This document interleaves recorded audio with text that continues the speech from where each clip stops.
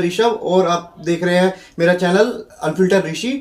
तो स्टार्ट करते हैं इस वीडियो को। तो सबसे पहला पॉइंट जिसके बारे में डिस्कस करना चाहूँगा वो है अवॉइड ओवर थिंकिंग। मतलब काफ़ी लोगों को लगता है कि भाई मैं पढ़ रहा हूँ, सिलेक्शन होगा कि नहीं होगा, मार्क्स आएंगे कि नहीं आएंगे, घर वाले क्या सोचेंगे, रिश्तेदार क्या सोचेंगे। भाई अगर इतना चीज़ें सोच रहे हो तो छोटा सा दिमाग है वो ऐसे ही पैक हो जाएगा। तो जैसे एग्जाम में आप जाओगे, पहले ही आपके पास प्रेशर रहेगा कि क्या होने वाला है एग्जाम में, तो सिलेक्शन तो भूल जाओ भाई, सिलेक्शन तो बिल्कुल नहीं होगा आपका। इसलिए आपको क्या करना है कि जैसे आपने देखा होगा कि कई बच्चे ऐसे आते हैं जो लास्ट के 5-6 महीने पढ़ते हैं, 1 साल के अंदर सिलेक्शन ले जाते हैं। वो इसलिए क्योंकि वो सोचते हैं कि जो होगा देखा जाएगा।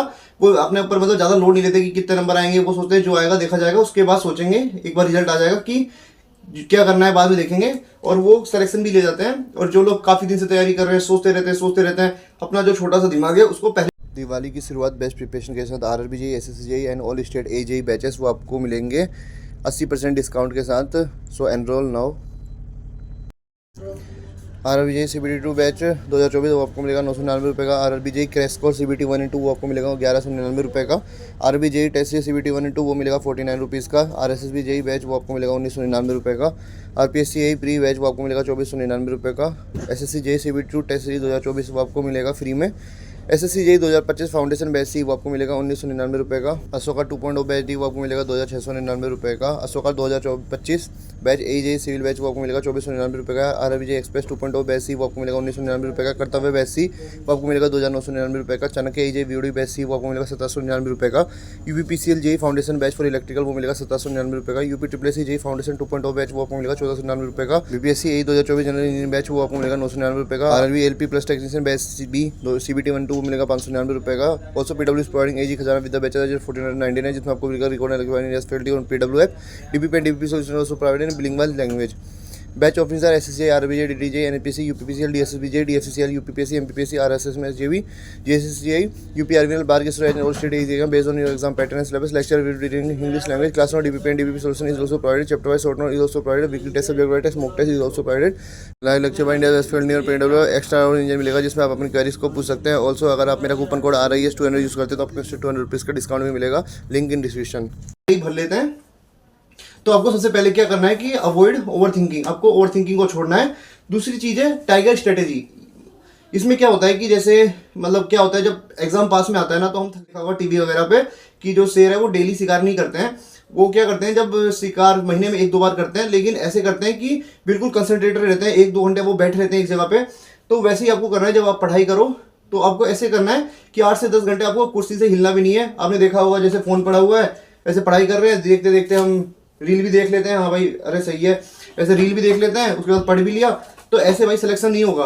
आप मतलब कि अगर जब तक आप एक जगह कंसंट्रेटेड होकर बैठोगे नहीं, तब तक आप सिलेक्शन नहीं ले सकते।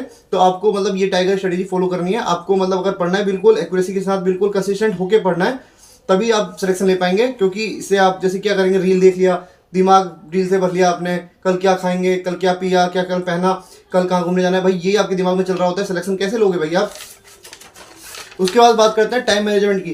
तो बेसिकली ऐसा होता है कि जैसे आप मेरे पीछे ये देख रहे होगे, इनमें मैंने ये टाइम मैनेजमेंट किया है। जैसे ये देखिए, आपको दिख रहा होगा यहाँ पे, मैंने ना मेरे को पूरा पता होता था कि मैं आज पूरे दिन क्या करने वाला हूँ। ऐसे ही आप स्टिकी नोट्स लगा सकते हैं कि आपको पूरे दिन में क्या करना है। तो आपके पास पूरी प्लानिंग होनी चाहिए अगले दिन की, कि अगले दिन आप क्या करने वाले हैं। तो आप अपना टाइम को प्रॉपर्ली यूटिलाइज कर सकते हैं। जैसे आपको कोई भी टेस्ट देना है, तो आपको मतलब कैसे टेस्ट देना है उसकी प्लानिंग आपको पहले ही दिमाग में होनी चाहिए। कल आप किस सब्जेक्ट को छू रहे हैं, ठीक है। तो ये हो गया बात टाइम मैनेजमेंट पे। उसके बाद हमारे जो 4th पॉइंट आता है वो है quality is greater than quantity. कई लोगों को लगता है कि मैं ESC की बुक भी लगा लेता हूँ, मैं यूथ की भी लगा लेता हूँ, SSC जेईई की PYQs भी लगा लेता हूँ। तो भाई 1000 चीज लगाओगे कुछ नहीं होगा भाई। इससे अच्छा आपको क्या करना है कि क्वालिटी पे मतलब फोकस देना है। आप कम चीज पढ़ो लेकिन अच्छे से पढ़ो। जैसे कि मैं हर बार वीडियो में बोलता हूँ कि भाई SSC जेईई के PYQ लगाने जरूरी है। उसके बाद आपको क्या करना है कि जैसे अब धीरे धीरे मतलब जो पेपर का लेवल है वो बढ़ता जा रहा है, इसलिए ESC के प्री लगा लो, क्योंकि कॉन्सेप्चुअल क्वेश्चन बढ़ रहे हैं पेपर में भाई। और इसके बाद क्या करना है, आपको टेस्ट देना है। और टेस्ट के लिए मैंने बता ही रखा है कि टेक्स्ट बुक का आप पास ले सकते हैं।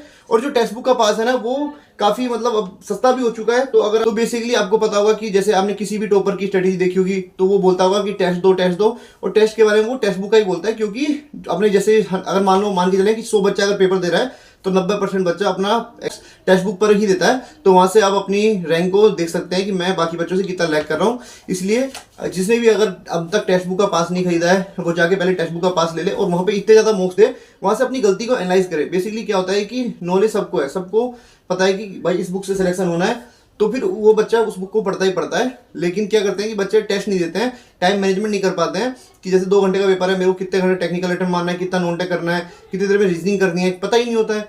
तो ये सब चीज़ें कब आएंगी, जब आप टेस्ट दोगे प्रॉपरली, उसको एनालाइज करोगे कि मेरी ये गलती हो रही है, और मतलब जैसे लिख लो कि आज मैंने ये गलती करी, कल मैं ये गलती को नहीं करूँगा, और जब मैं पेपर देने जाऊँगा मैं इस गलती को बिल्कुल नहीं करने वाला। जैसे मैं टेस्ट देता था, मॉक्स में मेरे 90-95 नंबर आते थे, 110 आते थे, मैक्सिमम आए थे मेरे 108 कुछ, मतलब इतने ही आते थे। तो मेरे को ये था कि जो क्वेश्चन मैंने टेक्स्ट बुक पे गलत किया है वो मैं एग्जाम में नहीं करूँगा, ये कॉन्फिडेंस आपके पास होना चाहिए। तो फिर आप जरूर सिलेक्शन ले पाएंगे, क्योंकि पेपर में कोई नया क्वेश्चन नहीं आता है। जो नया क्वेश्चन आएगा वो आप भी गलत करोगे, मैं भी करूँगा, और सब करेंगे, उस क्वेश्चन को सब लोग गलत करेंगे। इसलिए उस चीज़ पे आपको मतलब प्रेशर नहीं लेना है। तीसरा चीज़ क्या है इसी के अंदर की revision. Revision is the key to success. मतलब जितना ज़्यादा आपको हो सके उतना रिवाइज करो, कम से कम बुक लगाओ, लेकिन उसको रिवीजन प्रॉपरली करते रहो। एक जगह लिखो को क्या होता है ना कि उसको पता ही नहीं होता कि करना क्या है। तो 5वां पॉइंट ये है कि make your why too clear, मतलब कि आपको ये एग्जाम क्लियर क्यों करना है। कई लोगों को लगता है कि हाँ हो जाएगा तो हो जाएगा। जब तक आप मतलब अपने आप में श्योर नहीं होगे कि मेरे को ये एग्जाम क्यों निकालना है, तब तक आप कोई भी एग्जाम नहीं निकाल सकते। इसलिए सबसे पहले डिसाइड कीजिए कि आपको ये एग्जाम क्यों निकालना है, ठीक है।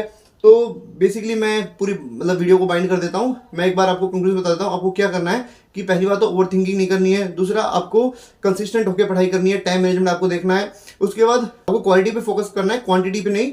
इसलिए आपको क्या करना है, सबसे पहले नोट्स को पढ़ना है, उसके बाद रीजन करना है, टेस्ट देना है। टेस्ट कहाँ से देना है, टेक्स्ट बुक पे देना है। इतने टेस्ट देना है आपको कि पेपर में जब जाओ तो आपको ऐसा लगे कि भाई ये क्वेश्चन मेरा देखा हुआ है।